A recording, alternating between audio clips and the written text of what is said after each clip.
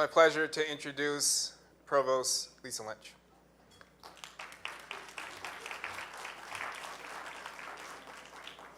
Thank you. Good afternoon, everyone.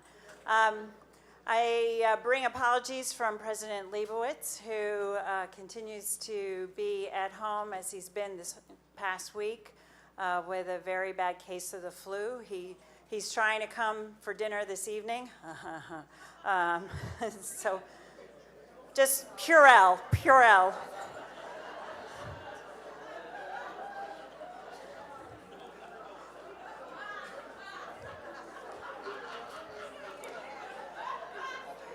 So this is wonderful to be able to have an opportunity, I have to say, to be able to present our Alumni Award. But before I move to our official ceremony, I want to take a page out of Roy DeBerry's book from yesterday. And I want to just make a comment about the panels, the discussions, the keynote speeches, and everything that we have experienced and learned over the last 2 days.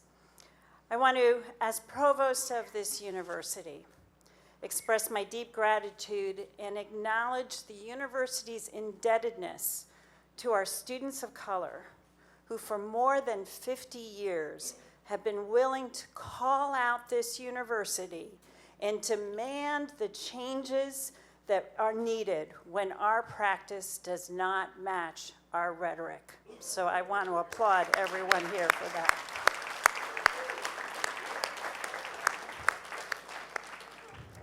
So now we have the opportunity of presenting our Alumni Achievement Award, the highest form of university recognition given to alumni, and for those of us from Wellesley, alumni.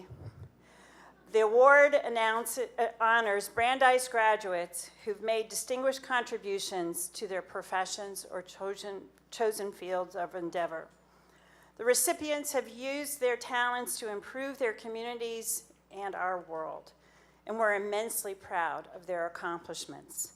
Some of our past winners include Roy DeBerry, class of 1969, civil rights activist. And I had the pleasure of giving that award to Roy in the year that I was serving as interim president.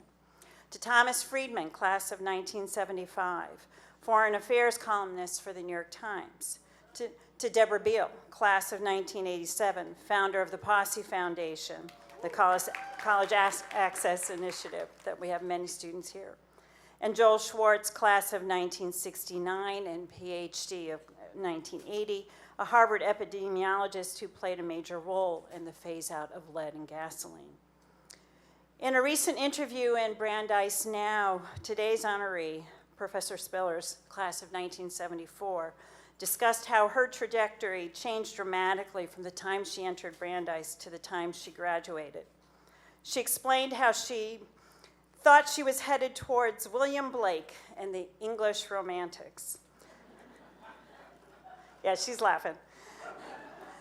Yet, given all that was going on American campuses at that time, Professor Spillers said in her own words, and I quote, "I instead turned my wide-eyed, big-eared attention to the sermon rhetoric of black preachers, and specifically Martin Luther King, that had actually changed the country, or had most certainly been a critical factor in changing it. To make a long story short, my plans between the time entering Brandeis and leaving it not only changed, they did somersaults and boomerangs." End of quote.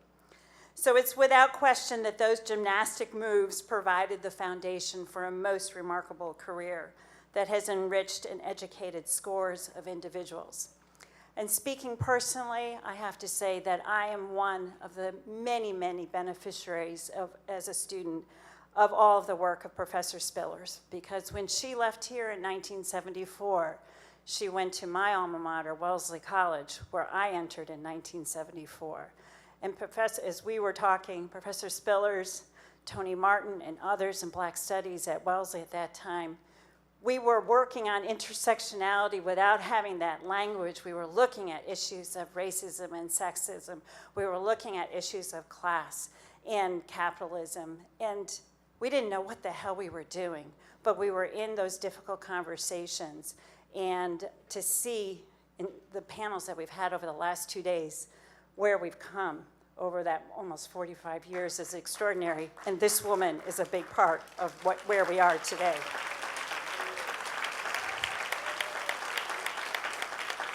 So I turn the microphone now over to Professor Faye Smith from our African and African American Studies Department and our English department to do a tribute for Professor Spillers. Thank you. It's a pleasure and an honor for me to introduce Professor Hortense Spillers, the Gertrude Conaway Professor of English at Vanderbilt University, on the occasions of her receipt of the Alumni Achievement Award and of the celebration of the Department of African and African American Studies. In a generous and gorgeous narration of her journey to Brandeis, published in Brandeis Now, she talks about driving to Waltham from Memphis in her Buick Skylark in the summer of 1968. And particularly after yesterday, we have a vivid sense of questions we might want to put to you about arriving here that summer. How was this former disc jockey for WDIA radio in Memphis thinking about the airwaves here? Since driving while black is neither metaphorical nor new, we might wonder about that journey in the car. The artist Howardina Pindell, whose work is currently being exhibited here at the Rose, was on campus a week ago and told us a little bit about Boston in the 60s, that restaurants would refuse to serve her, for instance. What did it mean to arrive here that summer and fall in the wake of Dr. King's murder, in the midst of students' calls here for a Black Studies department? What did the project of Black Studies mean for you in the space of the English department, where, as you have said, you came to study William Blake? How did the conceptual project of Black Studies, as it was unfolding national and international in critical theory, music, art, film, performance, the sciences, disrupt the space of the English department? Or when and how was it in conversation with it? And how were both of these spaces in conversation with the project of women's studies? Today we can see clearly how your scholarship has worked over these tensions and connections, urging us to attend to how each disciplinary space impinges on the other, critiquing both feminist and Black Studies projects for complacency and myopia. But what was it like to arrive here and to see this unfolding, to be drawn into, or perhaps also beaten back by these spaces? Perhaps that's for another time. Your 1974 dissertation for the English department was entitled Fabrics of History, Essays on the Black Sermon. And it is interesting to think about the relationship between a dissertation on the rhetoric of Black sermons and the music of your scholarship, its sonorous power, the color and intricacies of your sentences. Professor Spillers' academic career has included appointments as chair of the Department of English at Haverford College and as a Frederick J. Whiten Professor of English at Cornell University before her return to Tennessee. She edited the volume Comparative American Identities, Race, Sex, and Nationality in the Modern Text, and co-edited Conjuring Black Women, Fiction and Literary Tradition, and the appearance of black, white, and in color has allowed us to experience an exquisite body of work. Essays on Gwendolyn Brooks, Ralph Ellison, William Faulkner, and Jose Marti.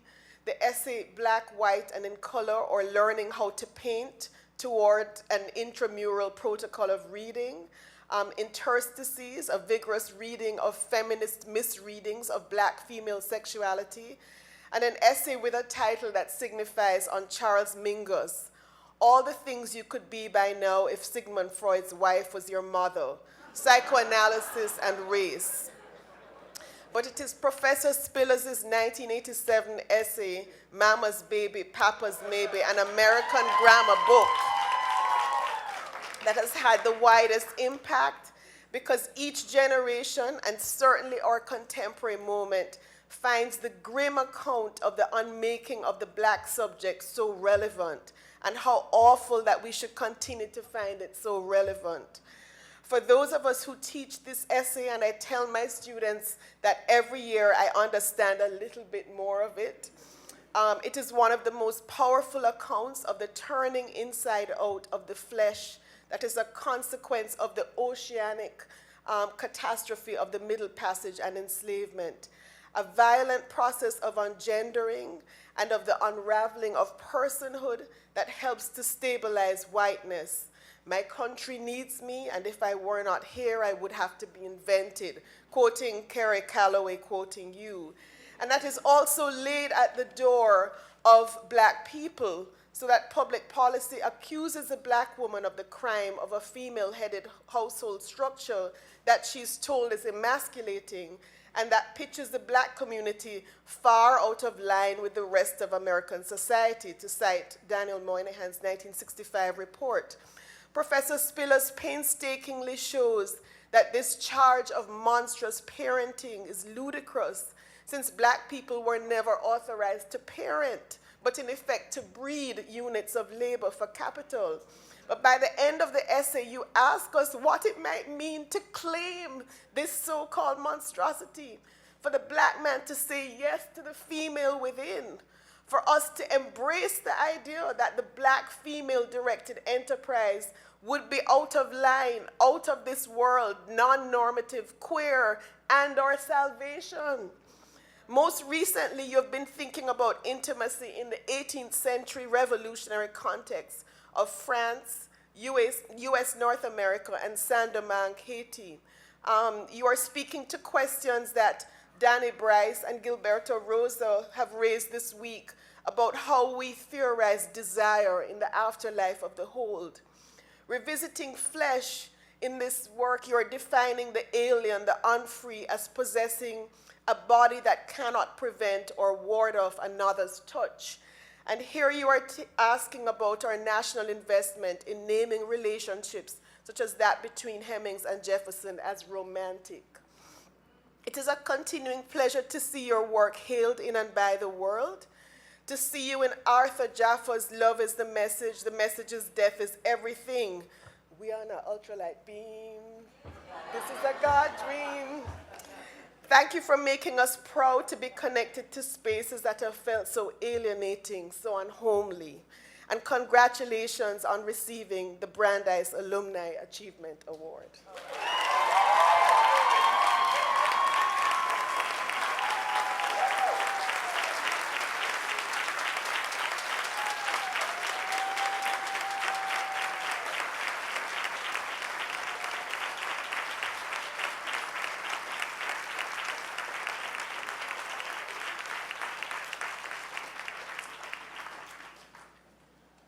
My goodness. Oh, I don't even know what to say.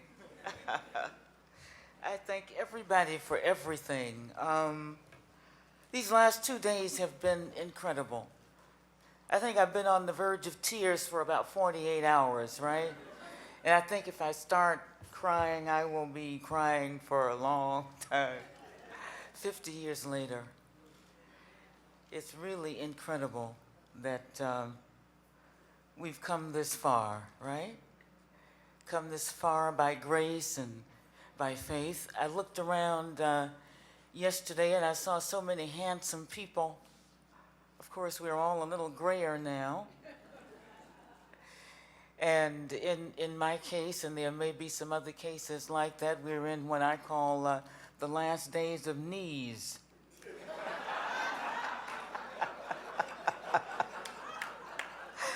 I'm going to have to get a new pair soon. You know, it's been 50 years when things that you never thought about before, right? You start going, oh, let me check my whole card on that. Okay. I thank Professor Chad Williams and AAAS for extending this invitation to me. I have not been on this campus since 1974. Isn't that incredible?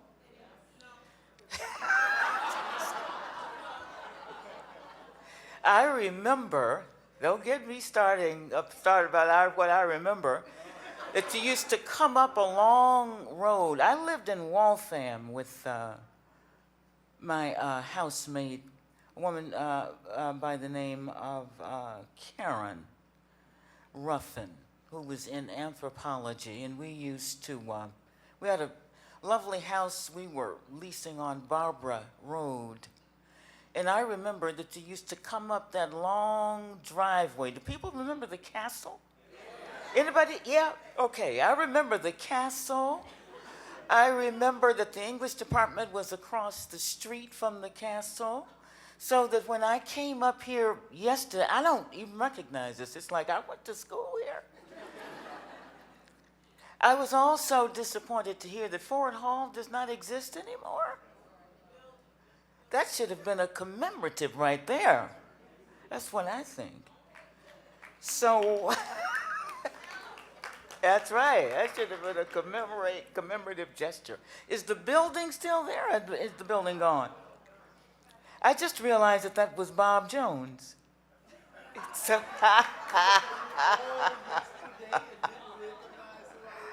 I just figured out because Veer told me.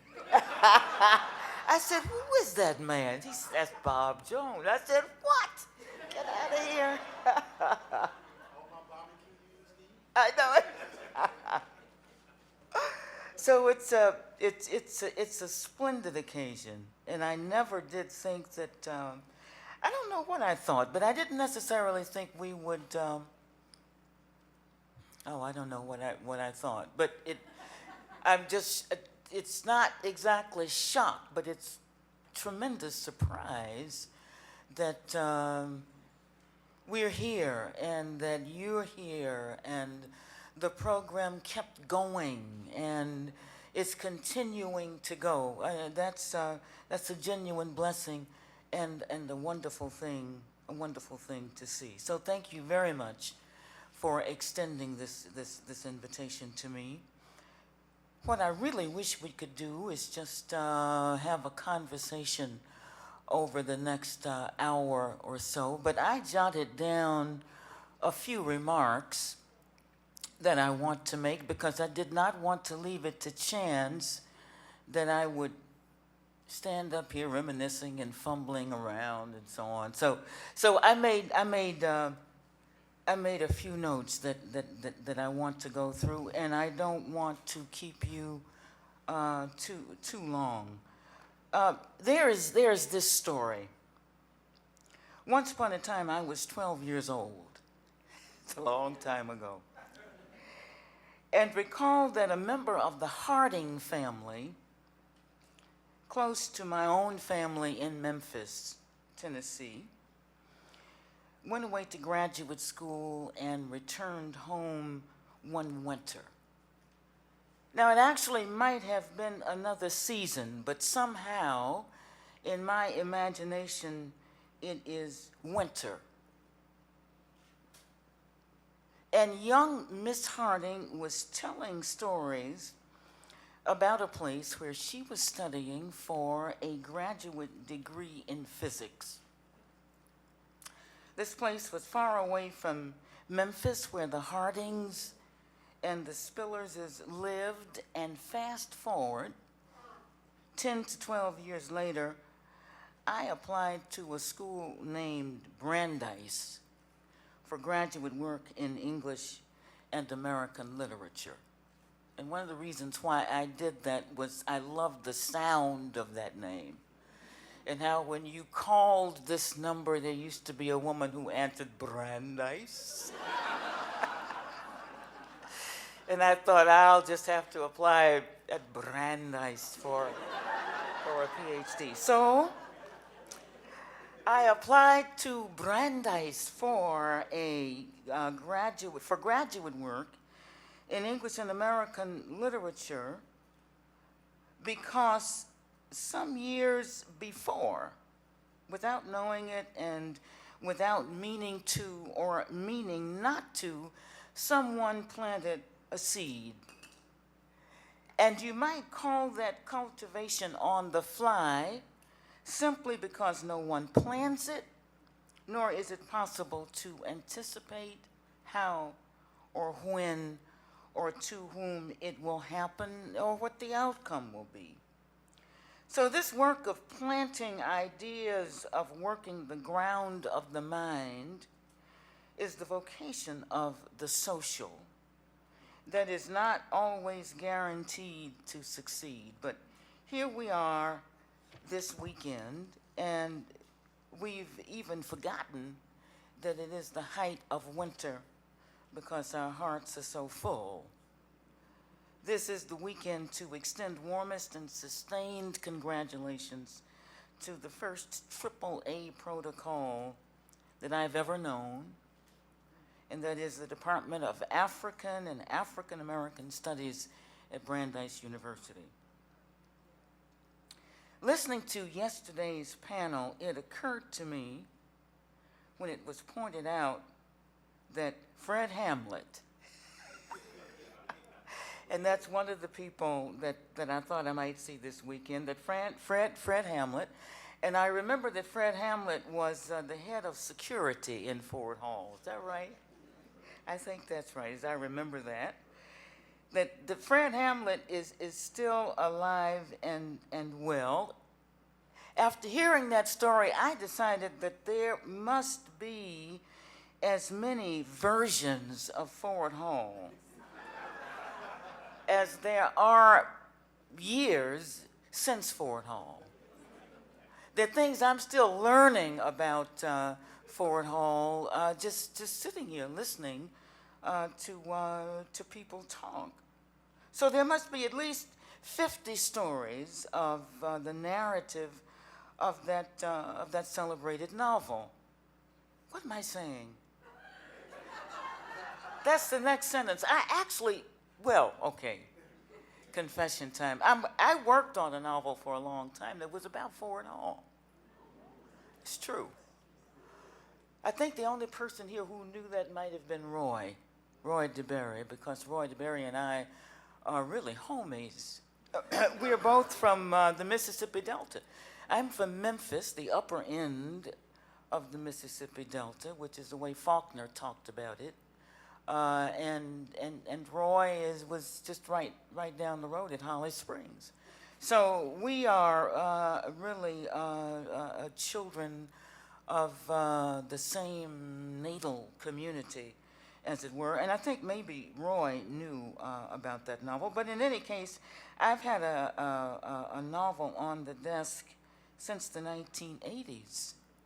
And when I went to Breadloaf in the 1980s for a summer, one of the people who read a novel in the making was Toni Morrison, actually.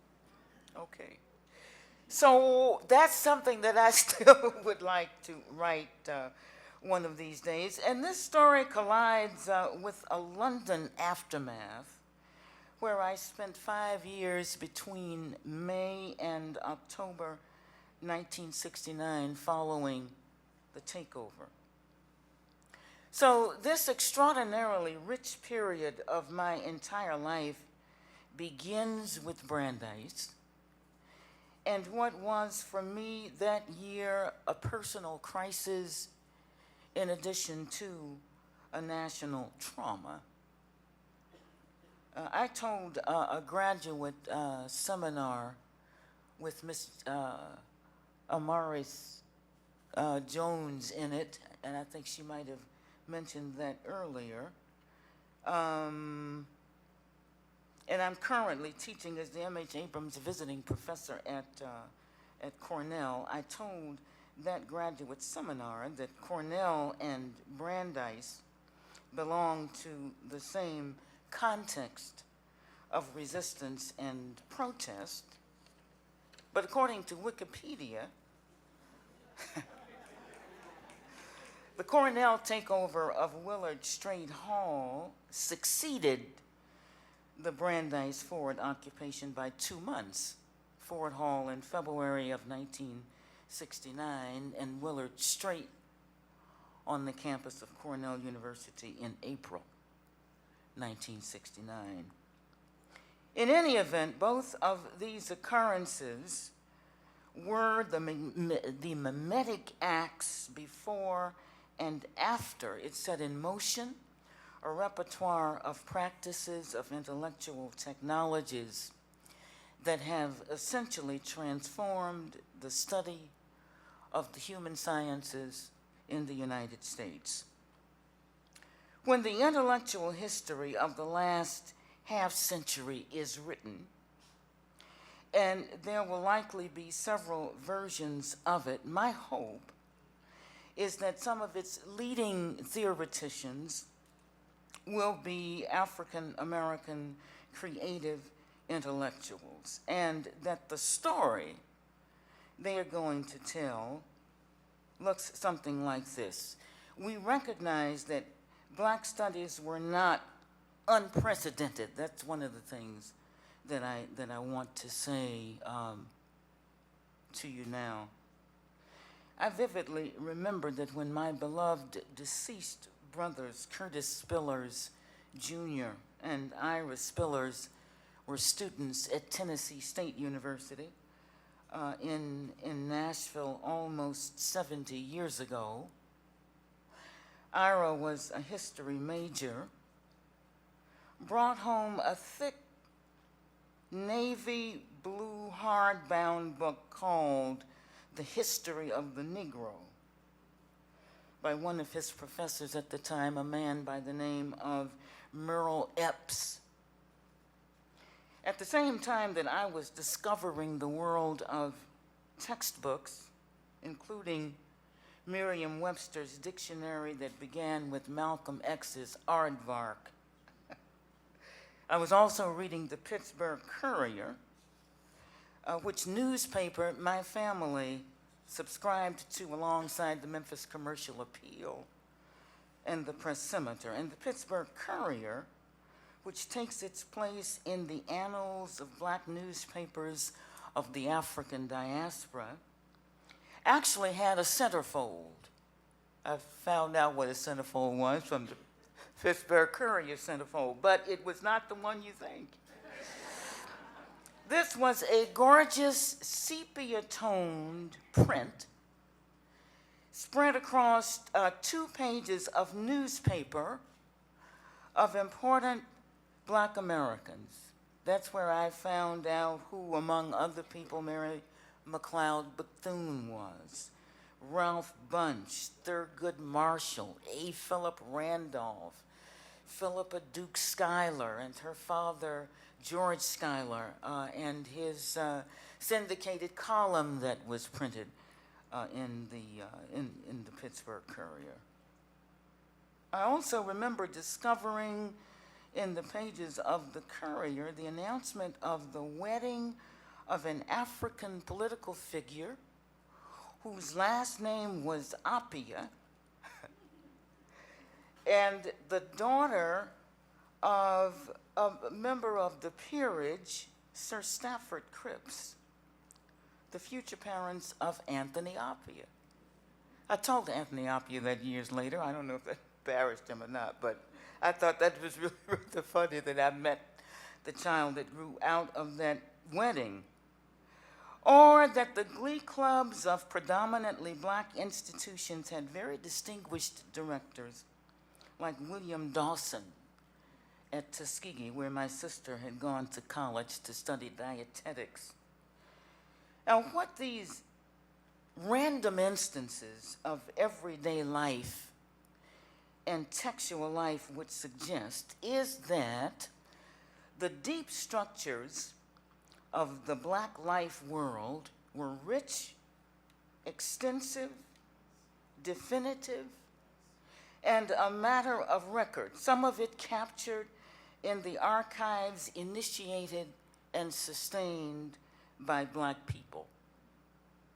One other thing, Du Bois's study of aspects of Negro life, the Atlanta University studies, and also going back to one of the earliest manifestations of the work of the new social sciences of the late 19th century, early 20th century, the Philadelphia Negro, which, interestingly enough, to my mind, shares a publishing context with Sigmund Freud's interpretation of dreams, all say to me that America's best kept secret, precisely because of America's robust color coding of the social order, was its complex Black life unfolding in the witness of millions of historical subjects above and below the Mason-Dixon.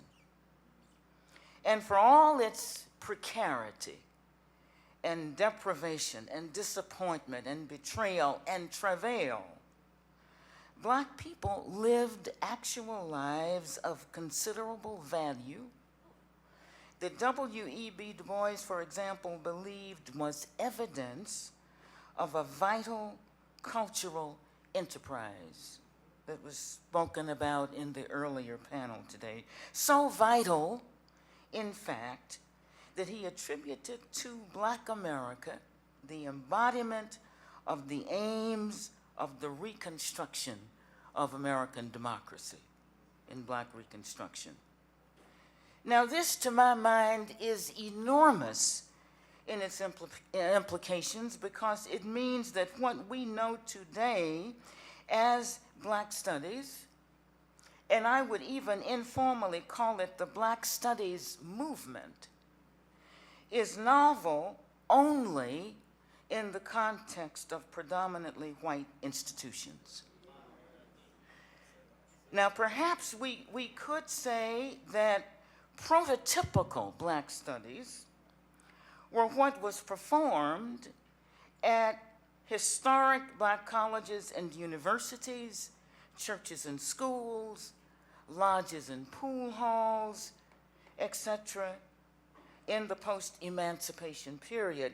And if that is so, then the implantation of AAAS was about a century old when the occupation, say, here at Brandeis and at Cornell, began.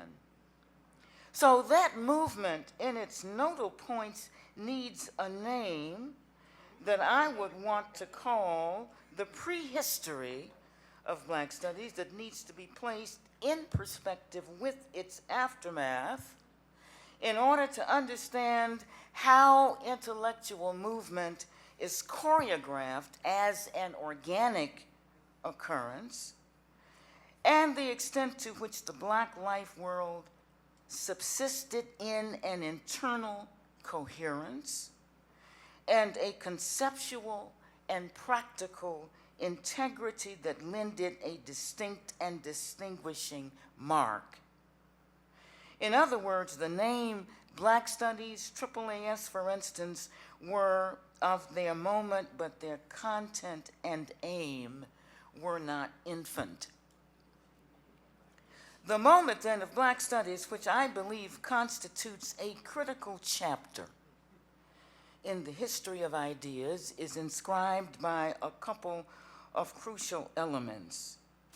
And this is something I would like to give sustained attention to, not here today, because there would be a lot of stumbling and bumbling and carrying on.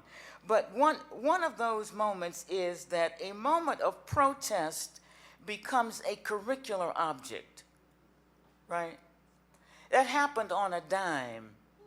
I remember sitting in a room, and the face that keeps coming back to me is that of Joyce Williams's face, and our sitting in a room talking about the creation of this program. So in a moment, protest becomes a curricular object. And I had never in my life seen anything like that before. And what it signals to my mind is the extent to which, and we too often forget this, the extent to which higher education is not leisurely activity, it is not trivial pursuit, but it is a crisis. That it is the name of crisis, and that it necessitates choice. Higher education in our world does not engender an ivory tower, nor is it generated from such an unimaginable place. And just as Brandeis itself, in all the proud dignity of its eponymous tribute to Supreme Court Associate Justice Louis Brandeis, had been implanted in the urgent aftermath of the Second World War as a powerful response to the global future of Jewish community, Africana Studies emerges in what seemed at the time imminent revolution in the United States and what it portended for Black Africa and the Caribbean in addition to the Black United States. So, in short, the Black Studies movement appears in a crossroads or in an intersectional responsiveness to the very moment in which we were standing, which was, by definition, politically and philosophically, the past and the future. So it is also a matter of curiosity to me that if you investigate or interrogate this period from a transatlantic perspective, Africana Studies is unfolding at the very moment when philosophical and conceptual paradigms themselves are shifting in the very heart of European procedure and disrupting canonical protocols that had held in place a colonial and enslavement order for centuries. We have yet to systematically trace the simultaneity between left activity across the globe, more generally speaking, Black Studies movement in particular, and the gulf that opens up fields of radical possibility in the world of thought that will reconfigure higher education in the United States. For instance, the difference between a doctoral dissertation written before 1968 and a doctoral dissertation written after 1968, I don't even want to start talking about the dissertations that are written today and what is possible for people to write. I was able to write the fabrics of history, the rhetoric of the Black sermon here at Brandeis for my doctorate in 1974 under the direction of Alan Grossman, or to complete it that spring precisely because an epistemic gap had opened in the chain of necessity. And such a thing as an inquiry into Martin Luther King's sermon style, for example, had been made visible to the discursive orders of knowledge production. But this visibility had been enabled precisely by that combination of circumstance that I have attempted to describe. I was among the occupants of Ford Hall, and I have always been happy that I overcame what fear I had. I was actually afraid that the building would be invaded by police power, and I know that police power in the United States is not in love with people who look like me. So I was afraid of that enough to break out in hives. I've had hives twice in my life. And if you don't know what that is, that's bumps come on this side of your face, and then they clear up, and then they go over here, right? And then they come back over here. That's the kind of fear we had, because the word was out that the National Guard and a few other folk were raring to get in that building. In any case, I was among the occupants of Ford Hall and shared the moment of protest and the aftermath. So the curricular object that Black Studies became as a repertoire of critical inquiry meant that my generation of Black scholars and creative intellectuals had to create a field or fields of study and practice those fields at the same time, not always with happy results. In fact, the opening years of Black studies creation and practice on many mainstream campuses. Do I need to name one or two? That those years were often characterized by backlash, insult, hostility, and I would go so far as to say that even though the overall picture is much improved, we are nevertheless not entirely clear of danger even today.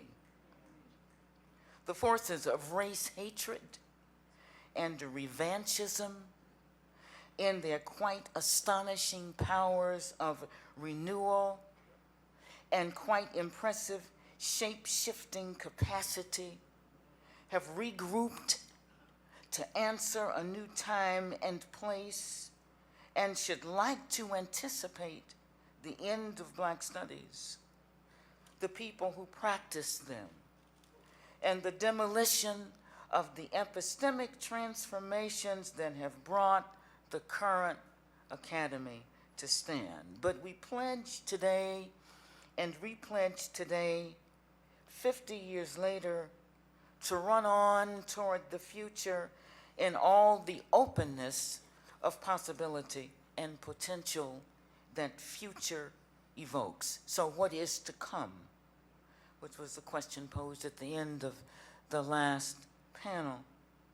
As Black studies have taken shape over the last half-century, their protocols have been sharpened and clarified. And by that I mean that the textual universe in which Africana is embedded could not have been anticipated.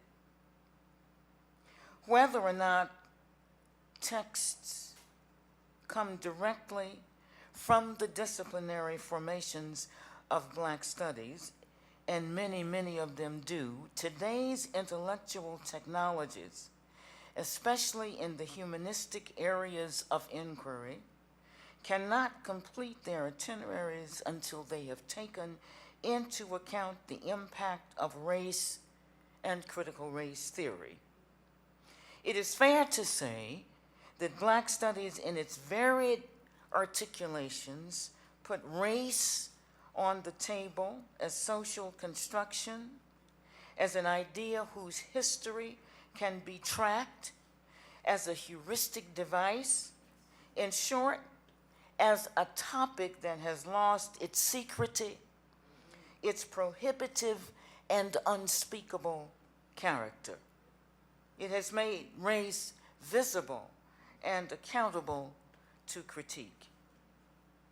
And I want to end here. I'm not quite sure how to formulate this notion, how to put this idea, but it's something that I've been chewing on for a while, and it goes something like this. As one of the locuses of Black culture, Black studies, by centering a particularity, takes hold of something larger, and that is to say the concept of culture itself. And perhaps we can talk about this later. Are we bound for the day when Black studies are everybody's studies? Thank you.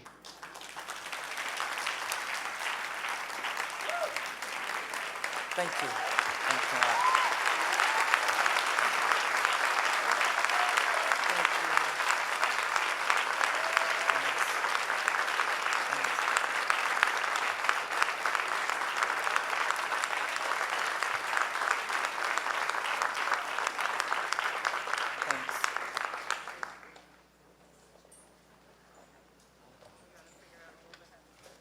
How to do this?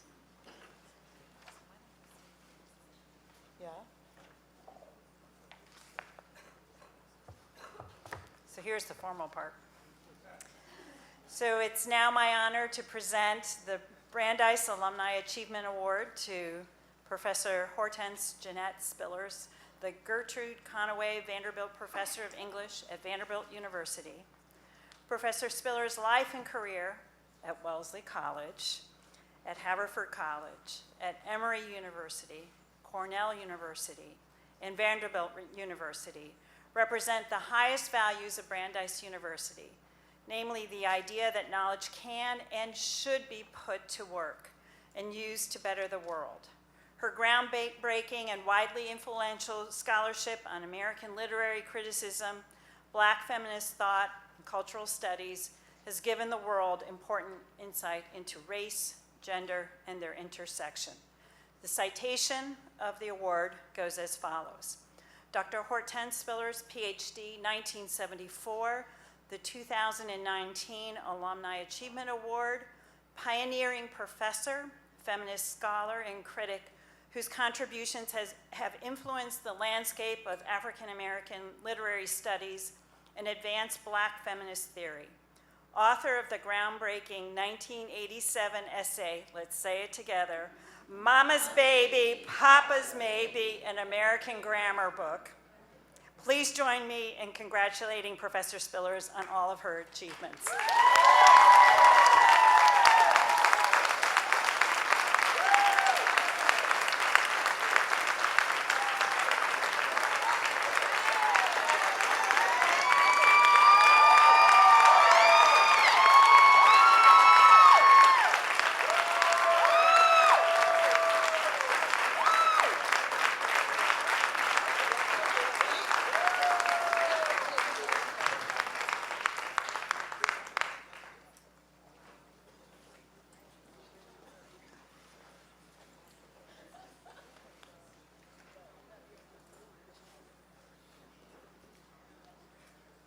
And I have to say, we want that book written on Fort Holt.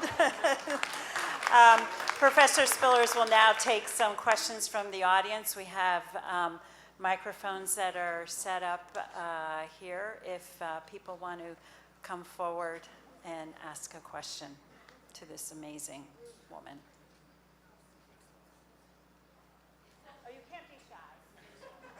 It's not the moment to be shy. Here they come.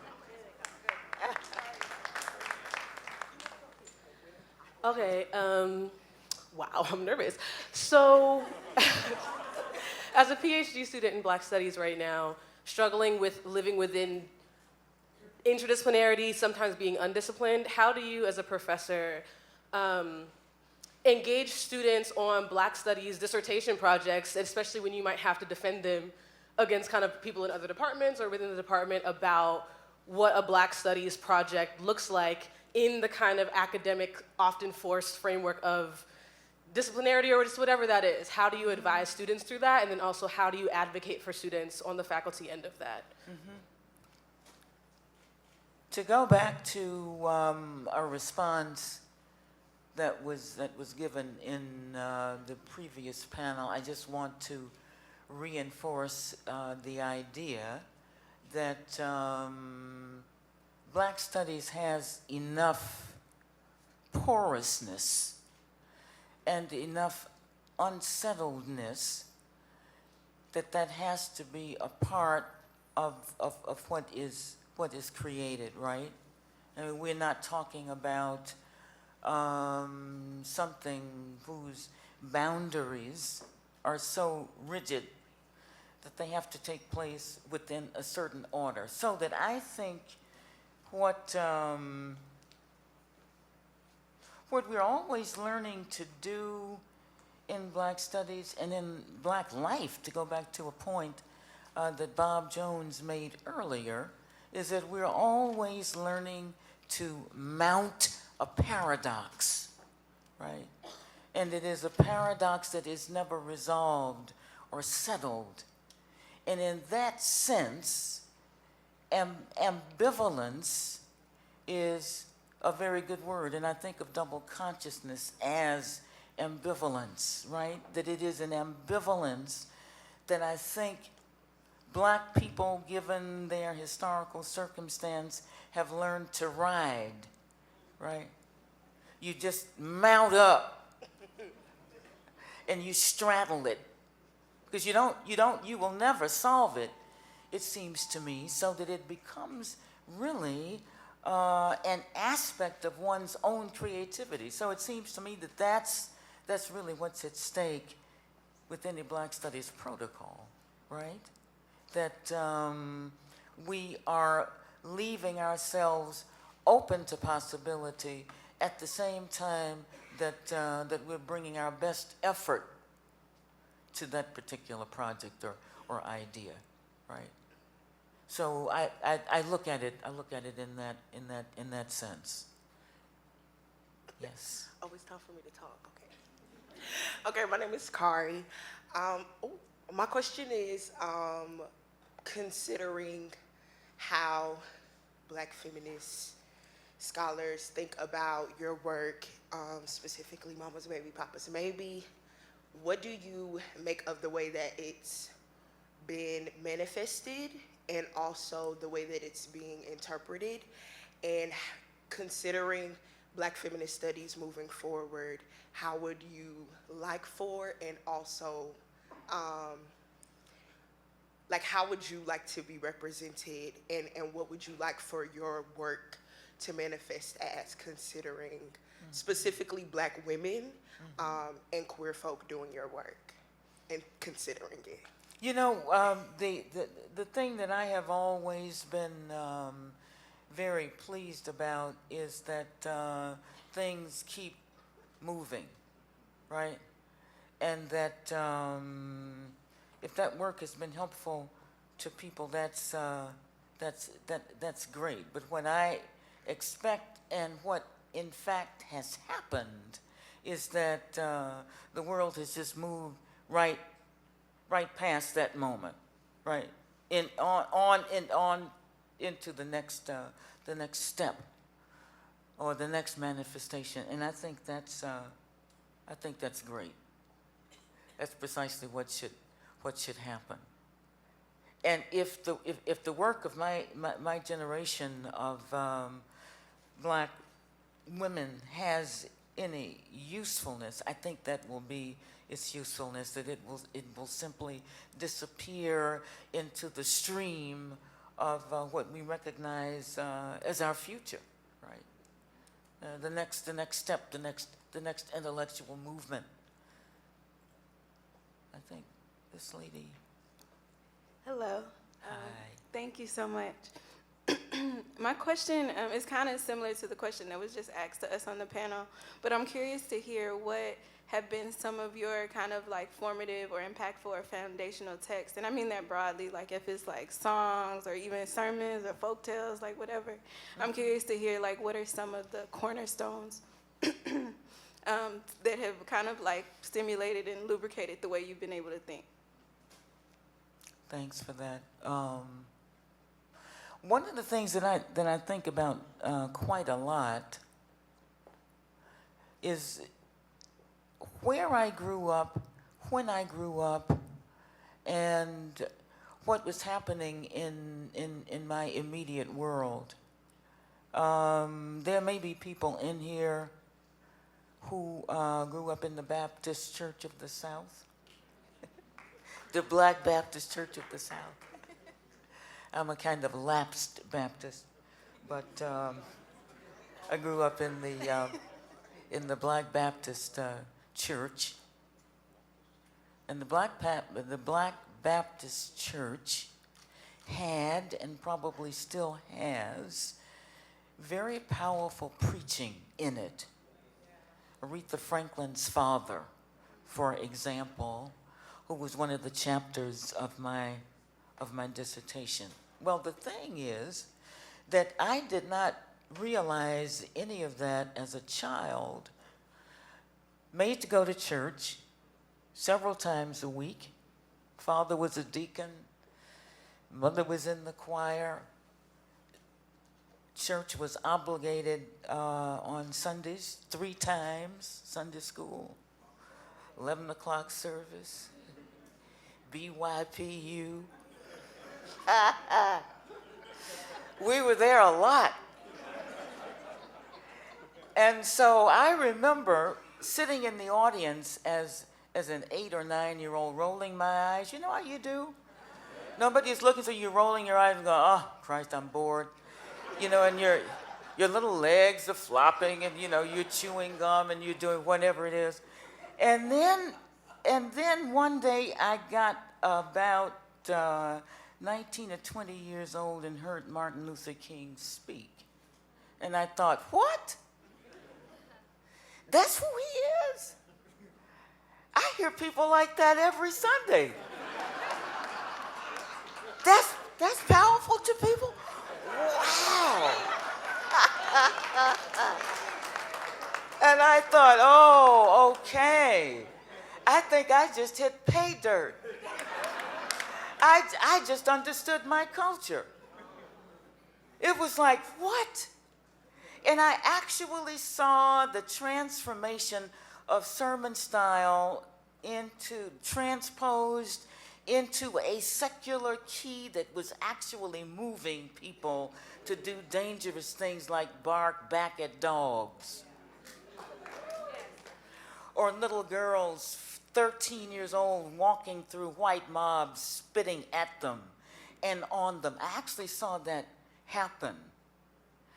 And saw myself along with classmates at the University of Memphis, where I was in undergraduate school right after desegregation had been declared in that university, with a mob howling outside and James Meredith getting ready to go to the Ole Miss right down the road, having a sit-in and going to jail. I actually saw myself doing stuff like that after hearing this man preach.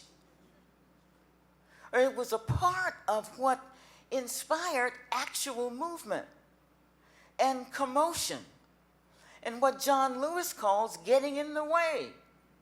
So I decided that if that is so, if what I think I'm seeing now and what I have seen all my life answers a certain question, there's something about this particular cultural form and formation that I need to study.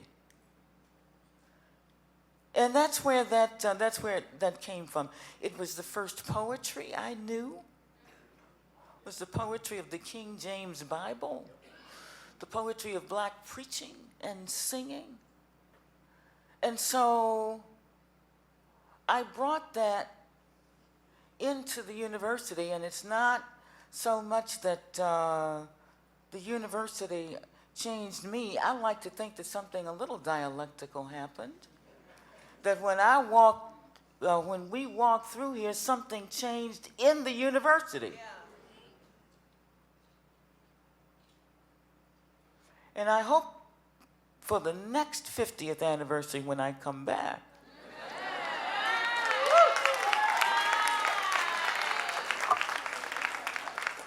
I won't tell you how old I'll be. It'll be close to 200. When I come back, I hope, and now I just heard this, I stand corrected if this is incorrect. But I've been told that Brandeis has 1% indigenous black faculty here, is that right? 1%. Come on, y'all. Come on. 50 years later now. We can do a little better than that, yeah?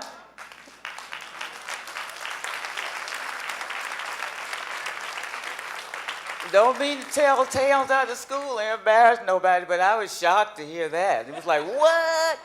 Get out of here. Got black people from other places, but not from here. Well, you know what, yeah. Well, we got to, okay. Let's work on that. That just kind of came up in the course of answering that question about influence. So the Baptist Church, and it was always ironical to people that at this university I wrote a dissertation on Protestant tradition and black sermons. In an English department, That's why I know that radical transformation is not only possible, it's likely when the human imagination gets working in a certain kind of way. Yes.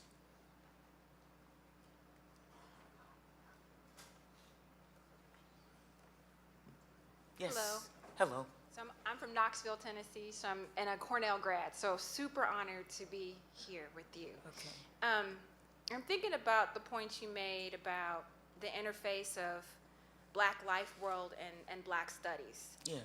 And I'm thinking about violence, right? I remember the stories that people told about the Willard Straight Hall takeover at Cornell. The first Africana Studies and Research Center was burned.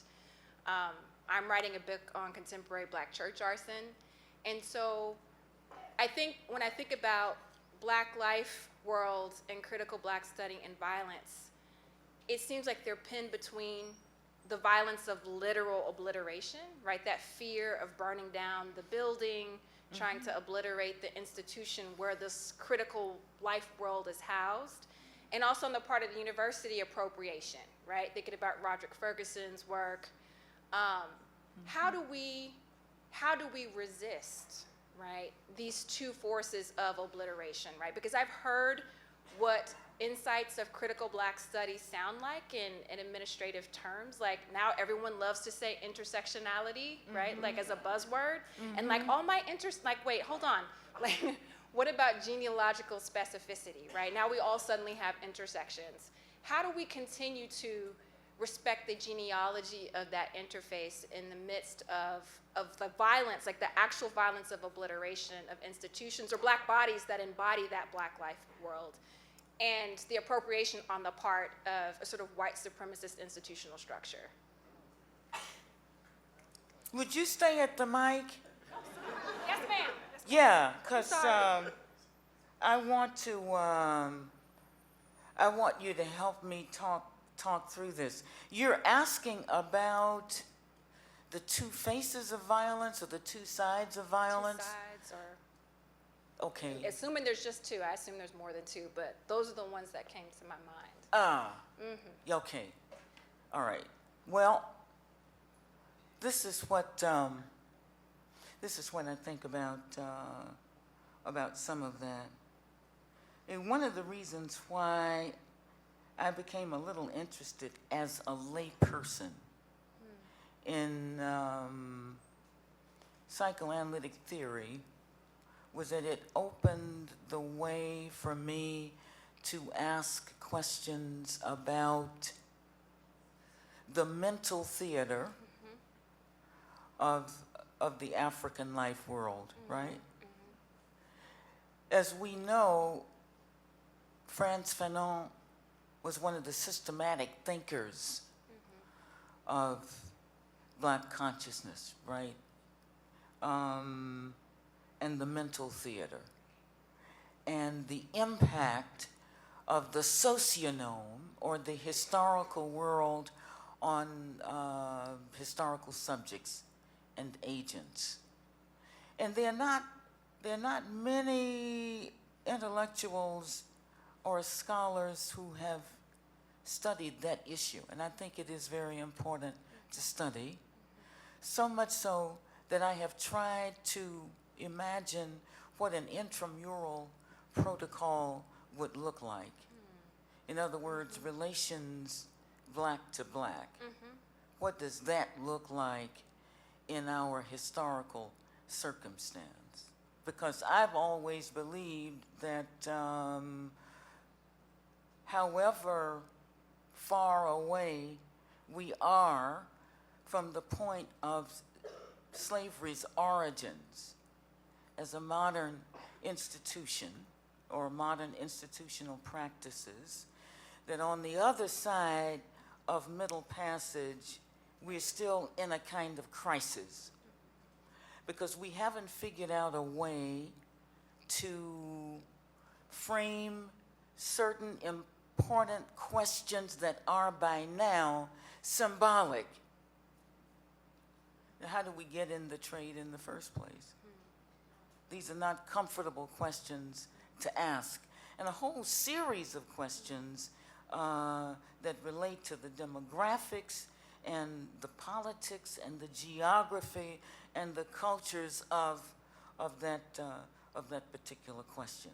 So all of that is to say that the intramural violence that I think you're asking about is a question that I think we're going to have to tackle in our various work as scholars and thinkers.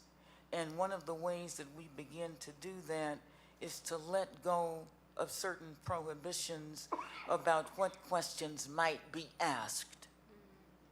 I mean, there are certain things that we fear we can't say because it is to air dirty laundry in public. We have to give all those up, all of them, every one of them. All the family secrets, we have to articulate them. And it is not because other people are listening, it's because we are listening. We're the first order of listening. And so it seems to me that once we reach the point at which secrecy and prohibition are no longer acceptable, that we are going to get on to answering your question, because I think we are evading your question and questions like it, that we're simply avoiding it, and that we're simply saying it's somebody else's problem to fix. I think it's ours to fix. And we can start fixing it, I think, by being a little more honest in interrogating what it is that we do. Yeah.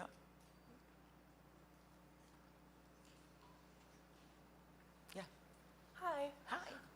I'm in a student group on campus called the Brandeis Asian American Task Force, and we are currently fighting for Asian American Studies at Brandeis. And kind of like what you were talking about before, like Asian American Studies, like Black Studies is not an infant thing. It's not a new thing, but it's not at Brandeis yet. And we kind of started this fight in 2015. Like our founding members came in solidarity to Ford Hall 2015, and then we had our own protest for Asian American Studies a month later. So I'm just wondering, in the context of Ford Hall, how can different ethnic studies groups be in support of each other and be informed by each other? And I would also like to know if you think that there are restraints to the institutionalization of ethnic studies, and how do we grapple with those? Say the last part of it again, if there's like restraints to the institutionalization of ethnic studies, and to studying people of color and ethnic studies in the context of academia and under an institution. Like, how do we grapple with those restraints? restraints, right? Yeah.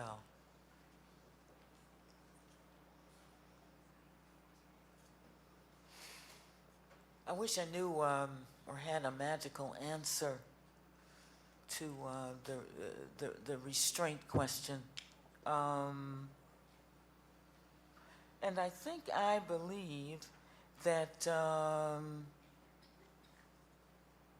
the question of restraint is not just a question that haunts the new epistemologies or the new studies. I think it haunts university life in general today, and particularly humanistic study today. I think that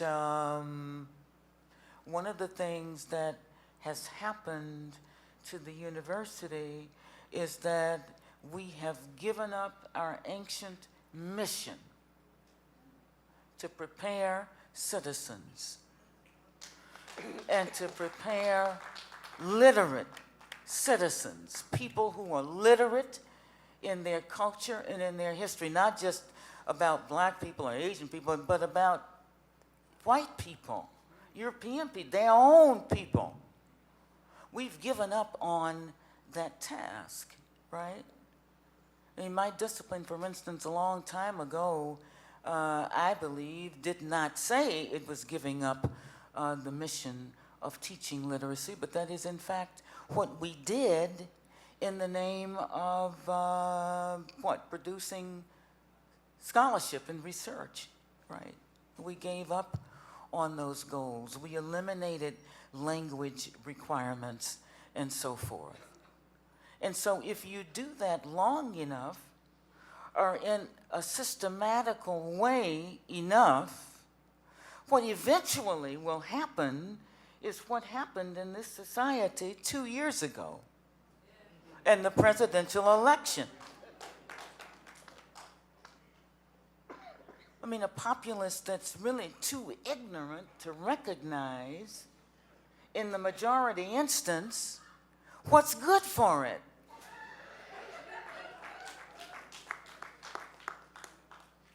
I lay some of that at our door, at the door of the university. The university has to rediscover its mission and stop playing around, because we've gotten smug and comfortable, and we're so rich and affluent. We haven't been able to stand the prosperity, right? We're going to have to rediscover what I was talking about earlier about education as the sense of crisis. And I think that's where we are in the society, so that we are looking at Black studies, women's studies, all these new epistemologies and object lessons in relationship to a project that seems to me to be volunteering to fail. So I think that's what has to be rediscovered. And how do you rediscover that? Well, it's gonna take a while to come upon it again, but it seems to me that that is going to have to happen if we are going to help the society overcome this terrible place where we have landed, this terrible place of what I would call a kleptocratic darkness that's enfolding us. Yes? My dear friend, Randy Bailey.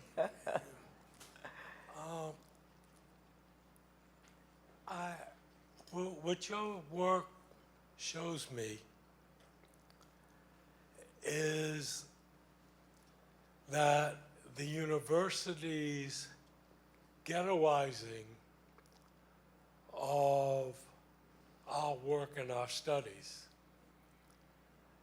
and giving us space to do that becomes a way of keeping the rest of the university from critiquing itself, such that there is not the understanding that a basic humanities curriculum has to incorporate what we're doing. But instead, the university figures that's what those of us as Black intellectuals are doing, and you can take a course in that, but that Humanities 101 and English Literature 101 has to totally revolutionize itself.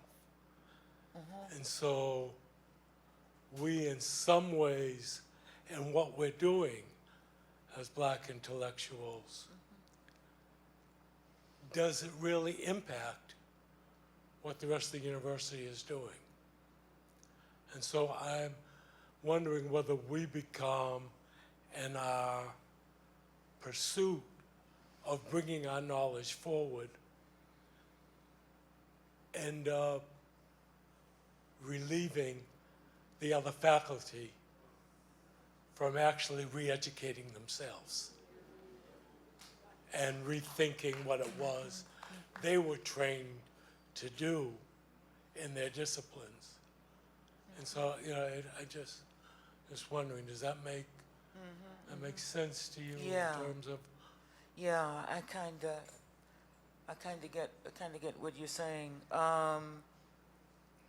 You know, I think, and we can certainly argue about this, but I'm thinking that the introduction of Black studies or new epistemes change all the disciplines eventually. I think that there is great resistance to that idea, but I cannot think of an institution that I know anything about whose English department is the same as it was 50 years ago, precisely because African American literature has been added to its roster, because it's not just an addition that we're talking about. It requires a new configuration of what it is that literature can do. What is the work of literature? I mean, it seems to me that it really isn't possible unless you're plugging your ears and gouging your eyes out for transformation like that to take place around you, and it doesn't change how you think about the overall, right?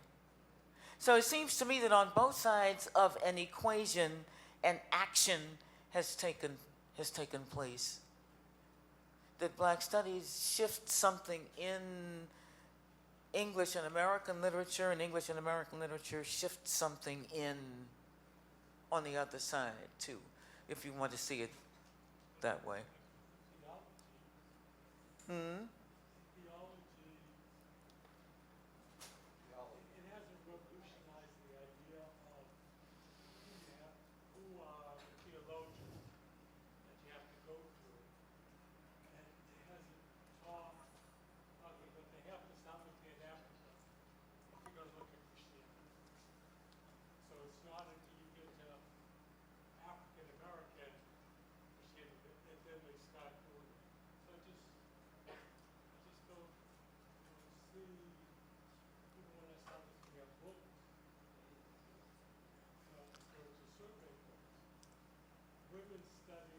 You want to come back to the mic, Randy, so we can hear you?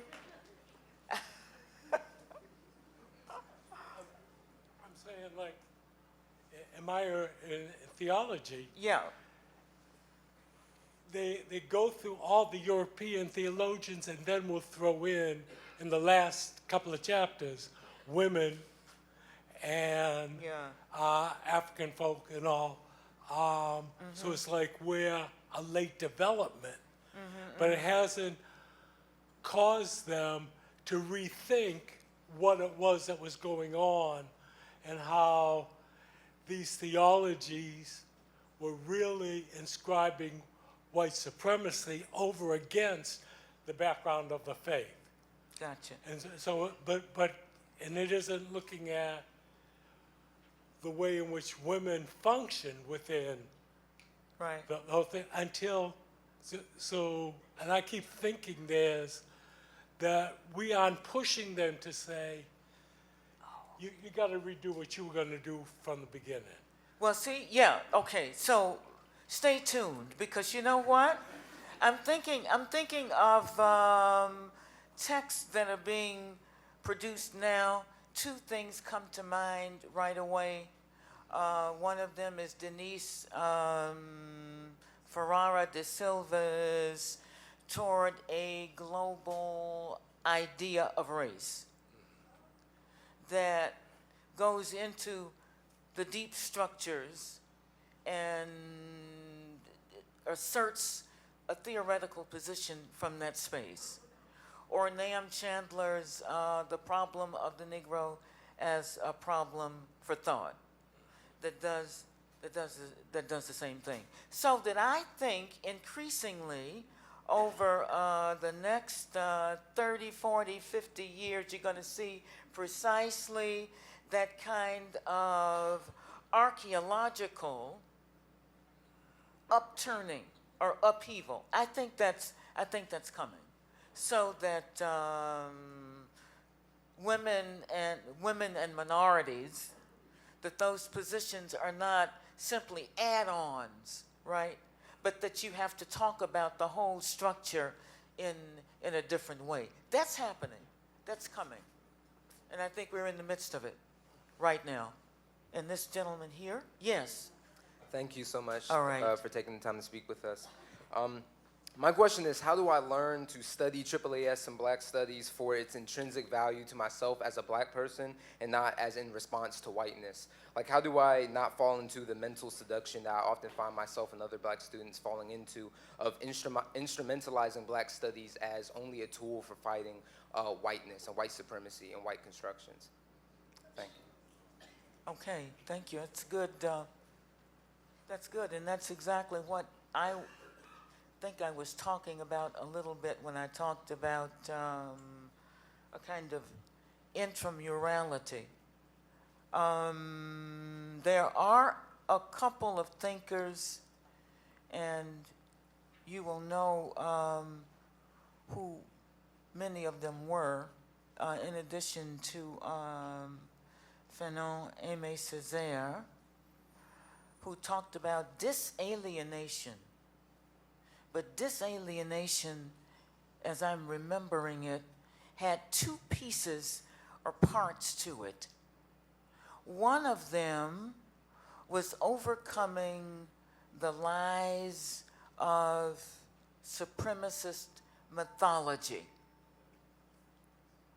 correcting the lies of supremacist mythology, which was a negative work. And then there was a positive work, and that was building personality in light of the work of disalienation, right? So those are really two different movements. I think for political purposes, we concentrate on the disalienation part and less on the construction or the building part. And I think that's the part that the young man was asking about a moment ago. And I think that's what we have to work on, primarily by recognizing that we are ourselves historical agents, and that things move in a historical way. I mean, we're neither above nor below humanity. White people are not either. No one is. I mean, we're all moving along in human, social, and historical order. And once you accept that idea, it seems to me that everything else follows. That you can then, as someone was saying earlier today, accept your own contradictions, live with them, ride the paradox, not need to reject anything about yourself, find out who you are and get over it, right? That's the thing to do. And once you do that, you can bless yourself and others as well. That's the work of building, right? That's the other side of the disalienation complex, as it were. And I think we need to spend a lot more time working on that particular angle of it. Yes? Thank you. Thanks. Thank you. Thank you. Thanks very much.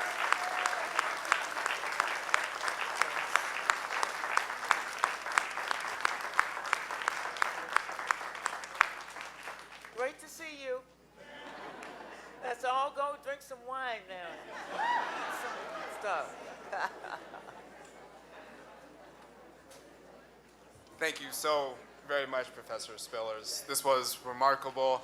I am not going to try and top what she just said. I just want to thank everyone in this room for an incredible 2 days. We are here. Brandeis, AAAS, we are here. And I think if there's anything that we can, there's obviously so much we can take away from what we just heard, but the sense of responsibility. The sense of responsibility that's in all of us to make sure that we are not just celebrating AAAS every 50 years, every 25 years, every 10 years, every 5 years, that we are celebrating and commemorating AAAS and Black Studies every day in our practice, that we take on the responsibility of making sure that this department continues to exist.